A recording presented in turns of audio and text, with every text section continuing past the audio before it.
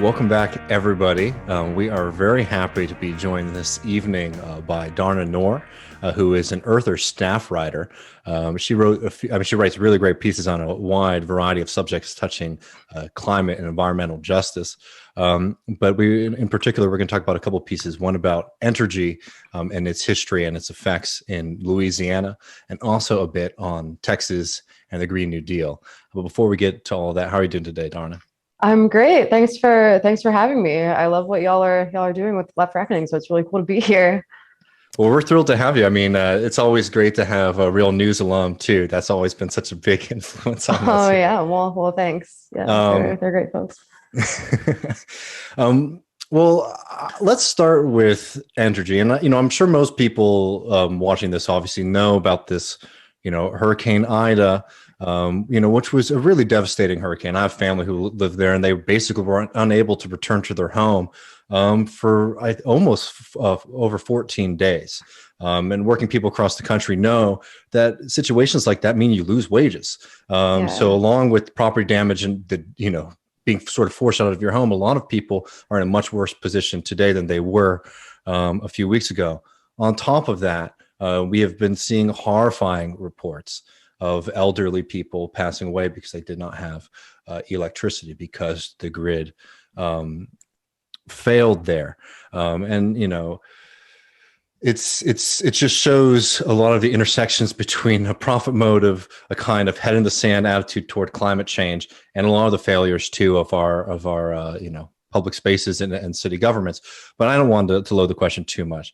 Let's start very basic. Could you help us understand, for people who aren't familiar, what is Entergy and what happened to the grid in Louisiana after Ida? Yeah, totally. So Entergy is a utility. It's a utility company. As you mentioned, a profit-focused utility company. It's investor-owned. It's private. It's actually a Fortune 500 company, just Hmm. like lay the land a little bit. And it serves millions of people, like 3 million people in southern states, including Louisiana and a few other ones too. And when Hurricane Ida touched down a couple of weeks ago, as you said, it really devastated the whole region. And it took down 8 transmission lines, I believe, that deliver electricity to the entire city of New Orleans, meaning that like more than 1 million people in New Orleans and the surrounding areas lost power. It's now 2 weeks later, by the way, and there's still like tens of thousands of people who don't have power still.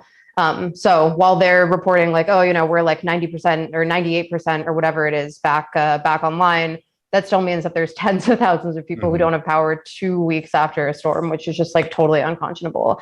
Um, and just to give a little more background, I guess this isn't the first time that this happened, right? Like Hurricane Rita and Katrina, both in 2005, back to back, both also took out Entergy power lines in Louisiana. There's been instances before then, instances since then. So it's not like this should come as some big surprise. Like Mm-hmm. there's a storm, there's big winds, that's what it does. It like takes down power lines. But after those storms in 2005, the company had like millions of dollars in repairs that it had to make, and it didn't make them. Instead, it filed for bankruptcy, as these private companies do.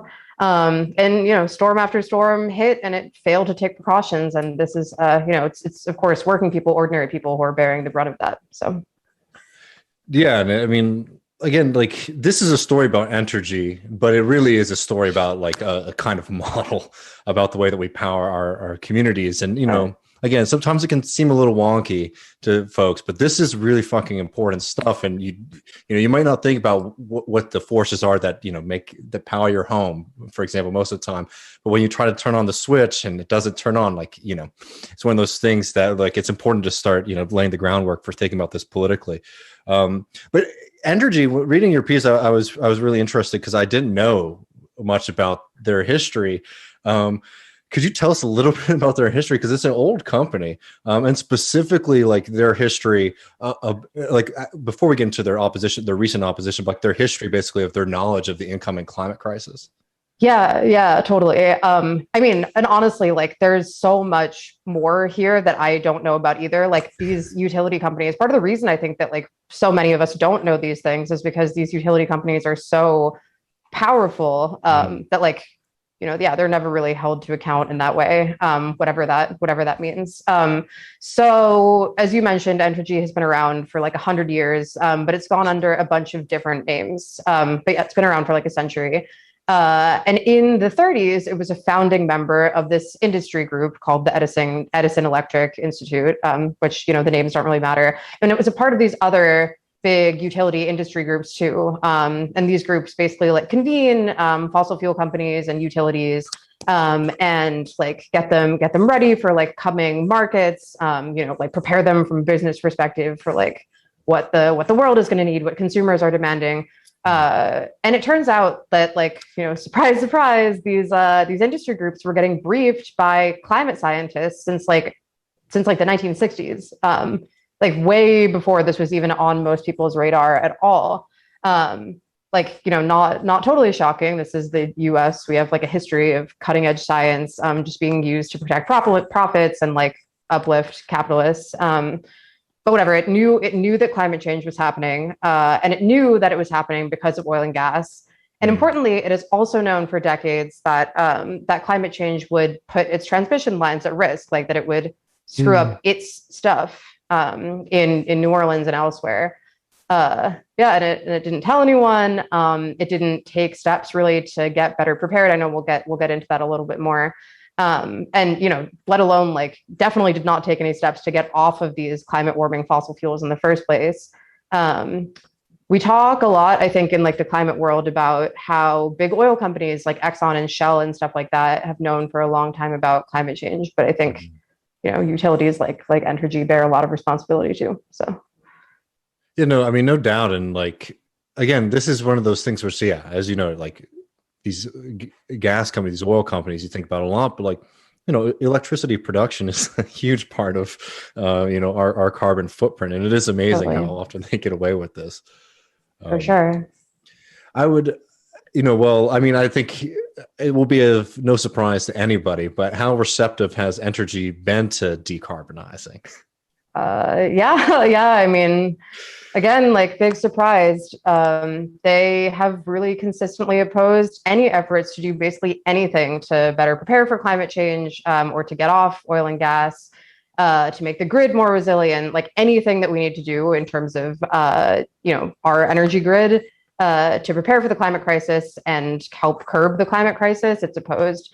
I guess to get into specifics a little bit, last year it announced this plan that it was going to reach net zero carbon emissions, basically meaning like no more carbon, and whatever carbon we do produce, we're going to offset it, which is like a whole other problem.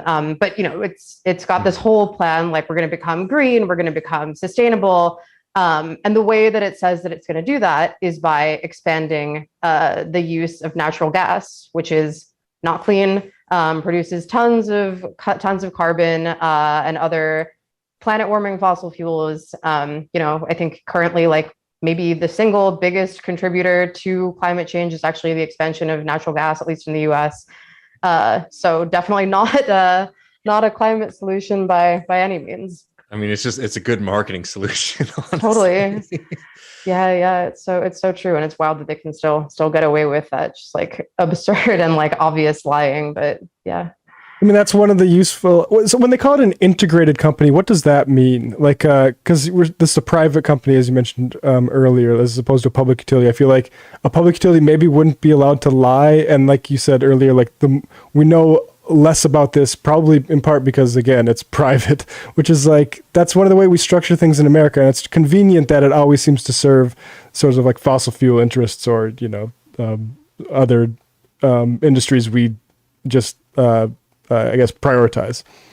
Yeah, totally. I mean, being a privately owned company obviously means like you give money to your shareholders, you are profit focused. But like you're saying, it also means that there's just like a lot less transparency around anything that they can do. And like, not that obviously like publicly owned entities haven't also like kind of engaged in the same kind of stuff, but I think it's kind of no question that like the profit motive is also a driver. So.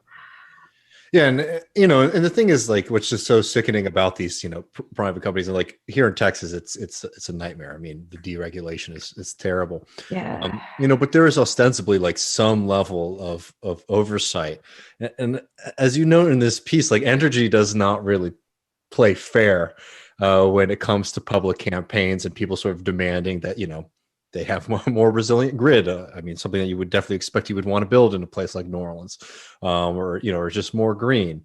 Energy's had some pretty nasty, has been exposed doing some pretty underhanded things to prevent any kind of city council moves to change their behavior.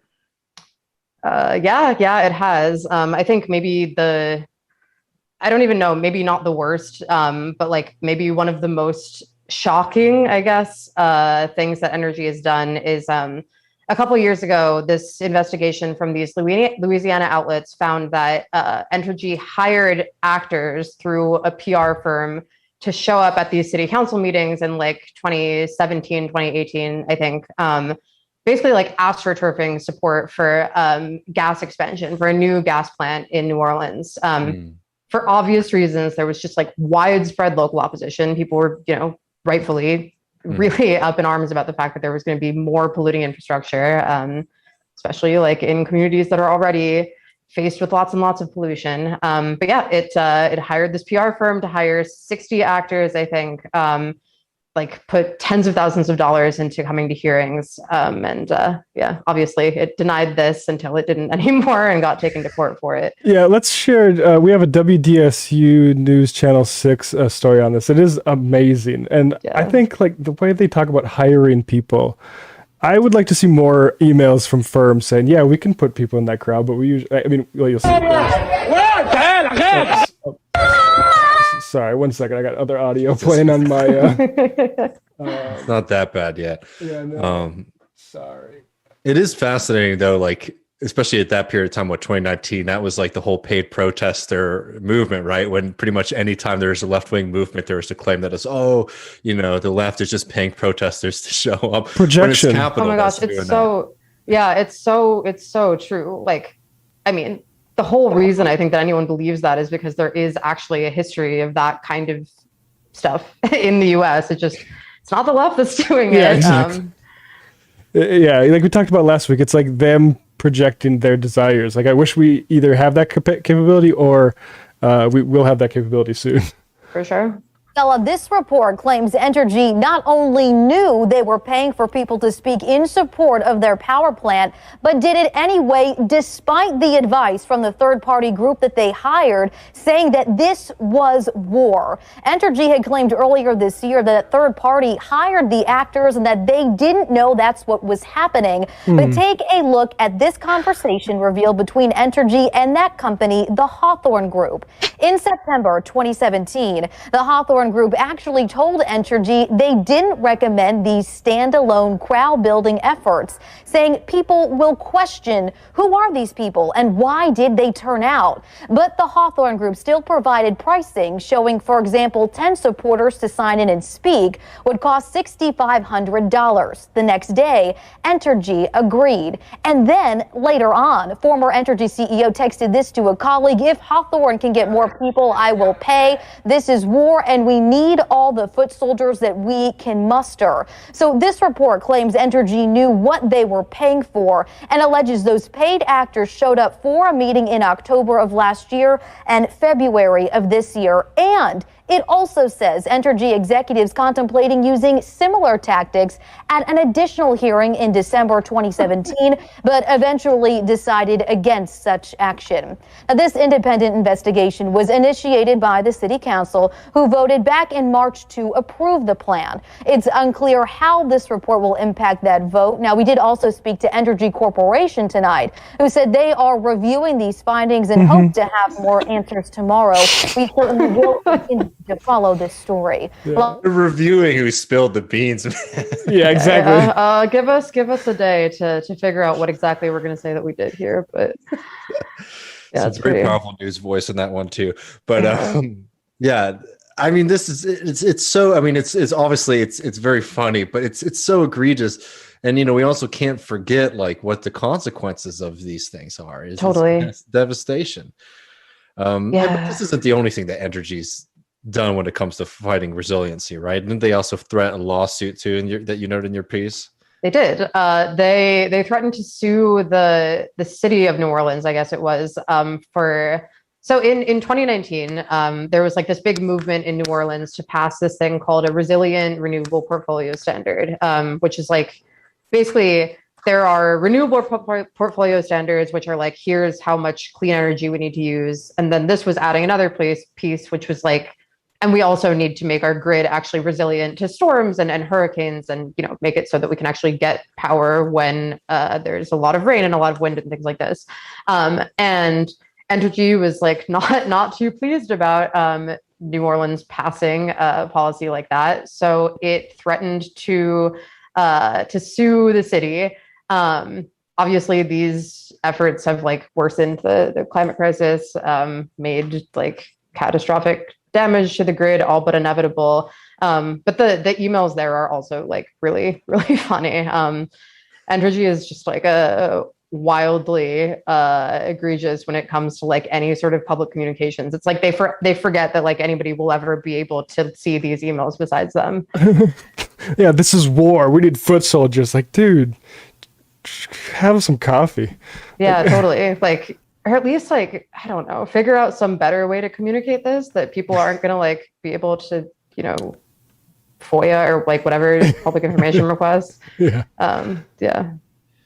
It's truly amazing. I mean, it's like last week we were talking about the EpiPen scandal, and some of those emails are amazing totally. Too. It's like, can you find a medical use for this marketing plan that we're putting together? I need a medical justification on my desk by tomorrow at 9 a.m. Like, yeah. No, totally. Those emails are. I mean, I think that this is like it's crazy, right? Because I think what that also means is like all of these corporations just feel like there's no way that anything bad can ever happen to them for anything. Mm-hmm. They're like, oh, well, we can get away with saying basically whatever we want because we have all the money and all the power. And like, no matter what we say in our emails and whatever people figure out, like we're still going to win. So, and essentially they have a monopoly, like, and that, I mean, that's like, again, I don't think competition is the answer to this problem either. You can see what that's like here in Texas. It's a nightmare as well.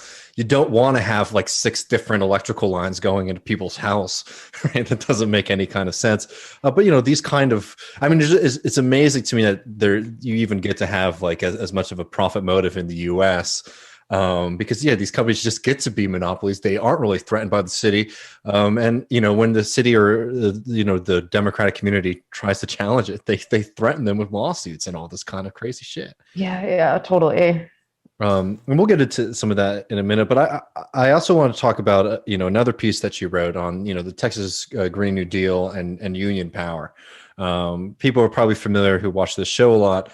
We're big fans of the Texas Climate Jobs Project. We've had really great conversations with Ryan Pollack, both on this channel and on TMBS as well, about fighting for a Green New Deal in Texas through union power. But I'm just sort of curious because you spend a lot of time dealing with the environmental movement and thinking about climate justice. When you saw this plan, what were your sort of takeaways? Where was it feeling encouraging to feel like there was a shift, or there are parts of it that you really like? I mean, what are your general thoughts on the plan? I mean, yeah, totally. I was really, really excited to see the plan.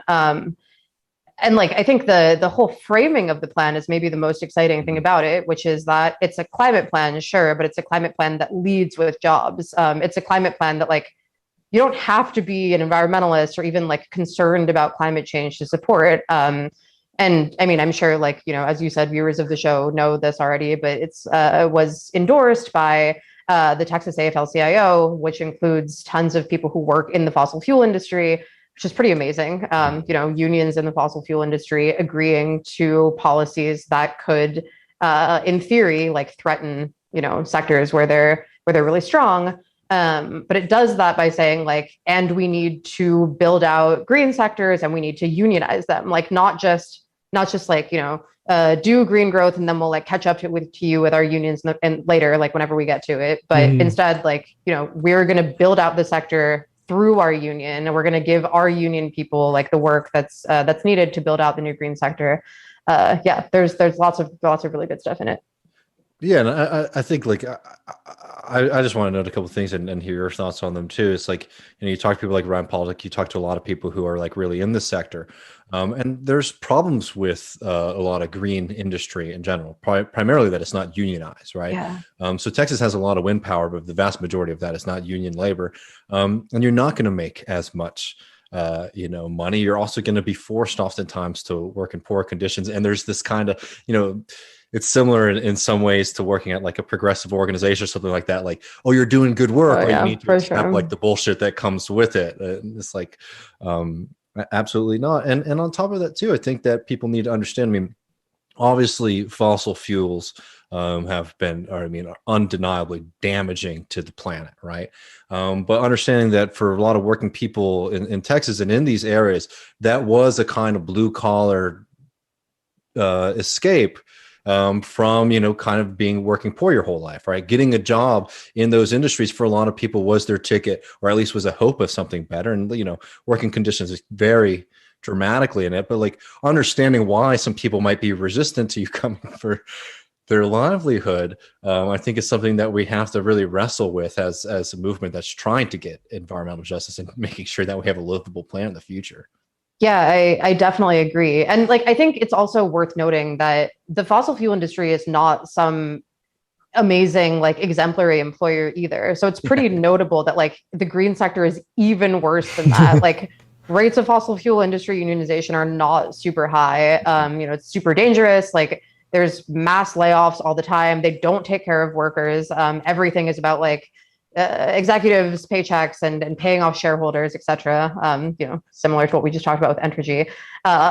But the green sector, I think, repeats a lot of those same mistakes, and then is even worse because there's not this like long history of union power.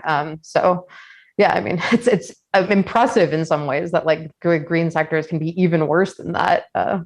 Oh yeah, no, and you're right too about like that I don't want people to misunderstand me and saying that the oil and gas industry is some wonderful employer. I think one of the arguments too that was made in sort of pitching this as well to folks was look at what happened during the shutdowns last year.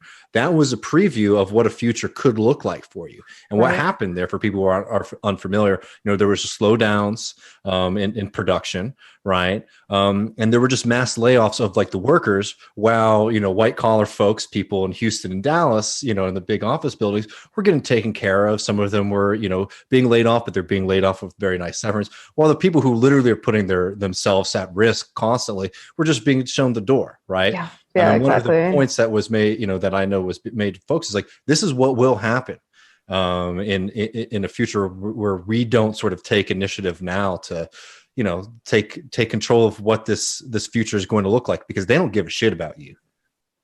Yeah, 100%. And like, maybe it's better to work for an employer who cares about climate change in some broad sense, but like, just because someone cares about climate change doesn't mean that they give a shit about you as a worker either. So, the way that you get power as a worker isn't by like, having like a nice boss who believes in climate change. It's by organizing. So, yeah, I know exactly. And I mean, I agree with you totally that like this was an encouraging plan one, because I think that this kind of shift is the shift if we want to win, right? It's like understanding that a Green New Deal or environmental policy. I mean, that's the one thing though, is that they do have to shy away from using that terminology because there is such a media apparatus that sort of poisons people's minds against it. But again, for sure, people want union jobs. They want high-paying things.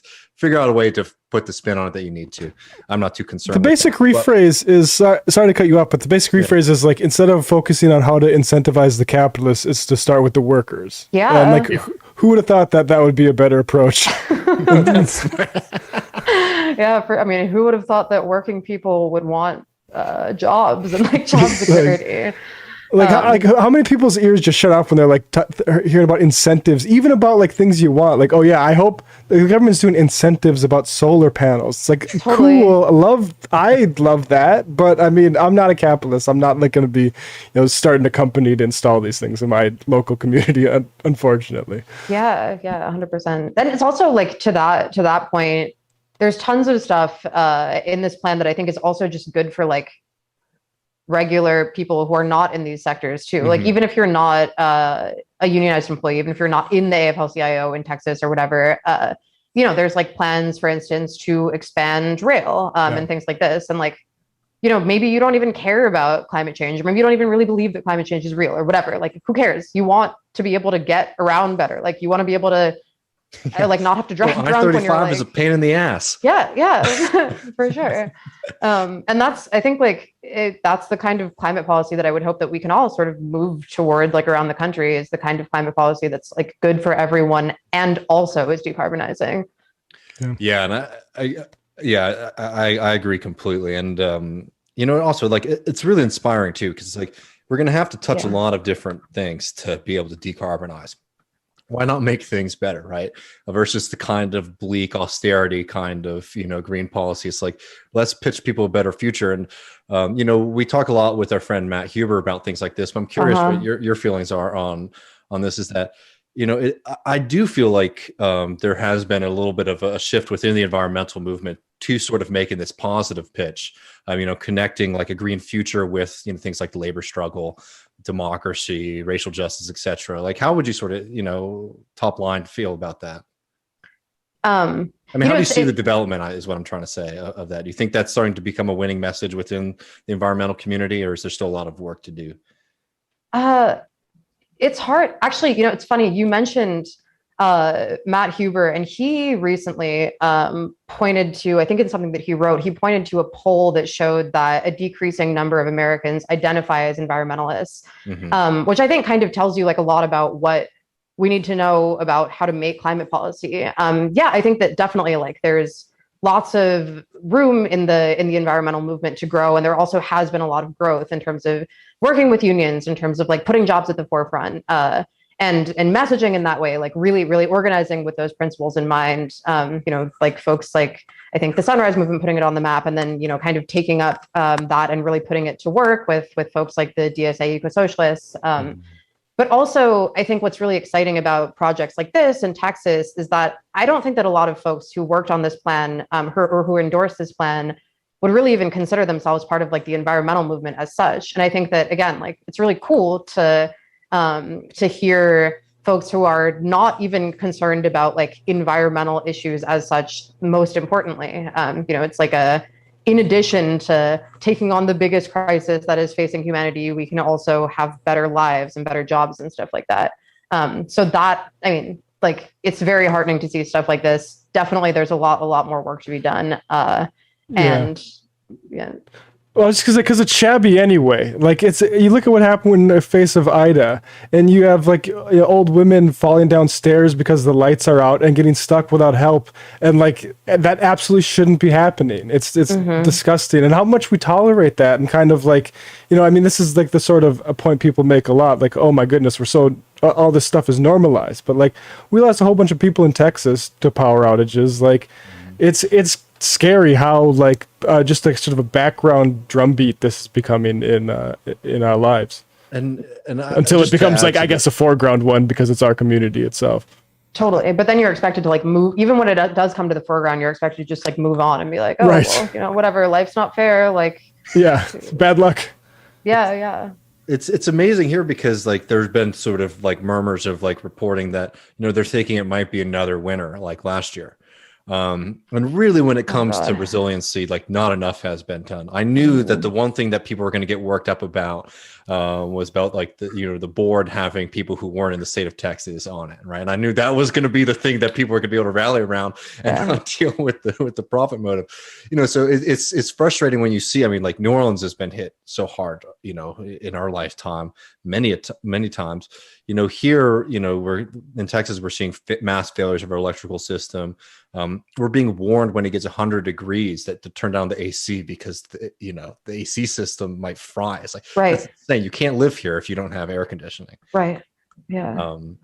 I just want to take on that. Like, there's a bad precedent being set in New York because that also happened here. It was like a 98 or 99 degree day, and we all got this like Amber Alert style thing on our phones and said turn the AC on, and people did it. And that lesson is going to be like, oh, we can just tell people to like cool it now. And that's not the message I want utility companies to be sending out. But yeah, no, totally. It's like, it's great that power outages can be avoided that way. And it would be so much more great if like anybody would actually take like making climate resilient homes more seriously. Yeah, I mean, with the Entergy thing too, like I think you see the same kind of thing where these big storms will happen, power will go offline, and then how do they pay for all the repairs that need to happen with the power lines? Like they just raise rates on taxpayers. You saw the same kind of thing obviously happen after the Texas cold front and stuff. Like I think people are, again, as you said, like really used to taking shit from all of these like fossil fuel interests. And it's cool to have something like this, like the Texas Climate Jobs Project, to kind of raise expectations, I think. Yeah, no, I think so too. And maybe to zoom out a little bit, because I don't know, this has become a bit of a theme of this show, because I think it's something that's really important, right? Which is sort of questioning and finding ways to politically challenge the power of these companies. Mm-hmm. From like Entergy to deregulation in Texas, PG&E is just a nightmare, right? You could throw plenty of other companies in there, but we see that like the profit motive doesn't deliver better services to people. Texas deregulation is a great example of that. Right. People who are in the deregulated markets pay a whole hell of a lot more than people who are in city systems still, right? So the competition never really kicked in. It's been 20 years now. The profit motive doesn't make these things cheaper for us, and it makes them dirtier and more unreliable. Totally. How do you think that we can start to like address this problem nationally? And then later, I would sort of be interested to hear like what a different system might look like in your mind. I mean, these are like the big questions, right? And I totally agree. Like that, the whole reason I think to even like talk about any of this is to kind of figure out what it is that can be changed, because obviously like it doesn't have to be this way.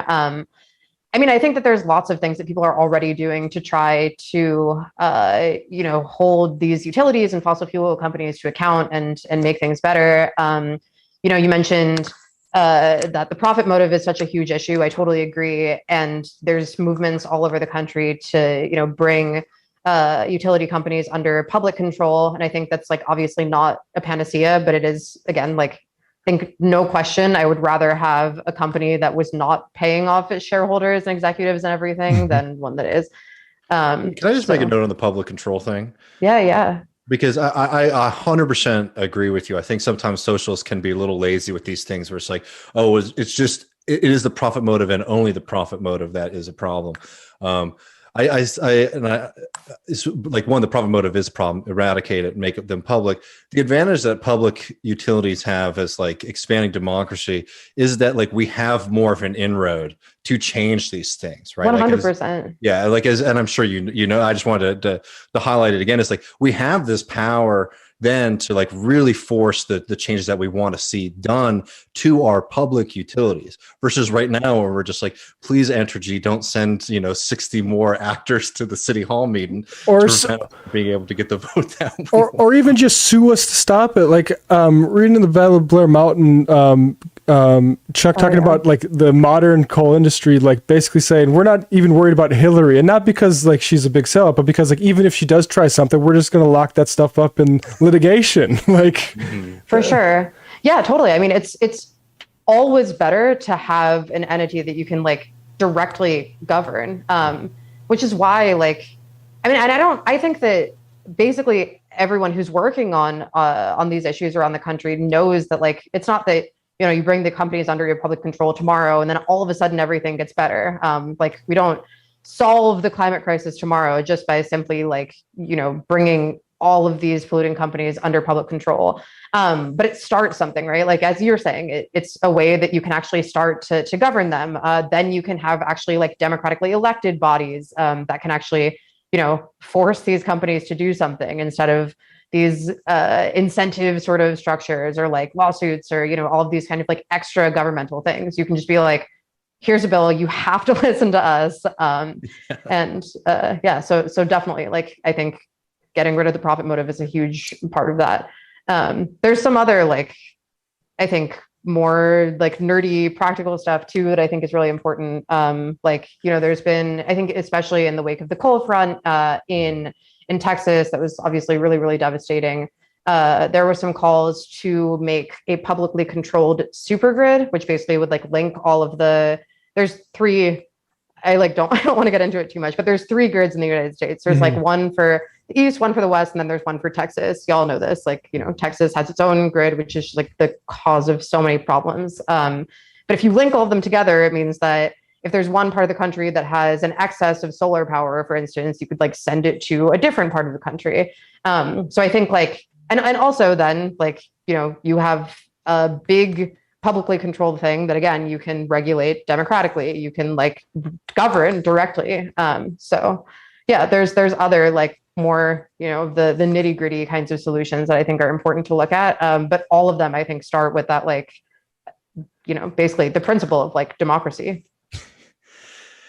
No, exactly. I mean, yeah, that's the only way we're going to get out of this, because we could come up with all the solutions that we want, but if we don't have the power to do it, we're going to be in a lot of trouble. Dharna, yeah. I really, really appreciate you joining us this evening, and I would love it if you'd come on again sometime soon.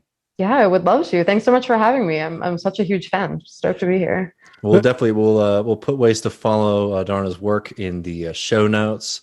You can also check out her writings at Earther. Is there anything else we should be plugging for you?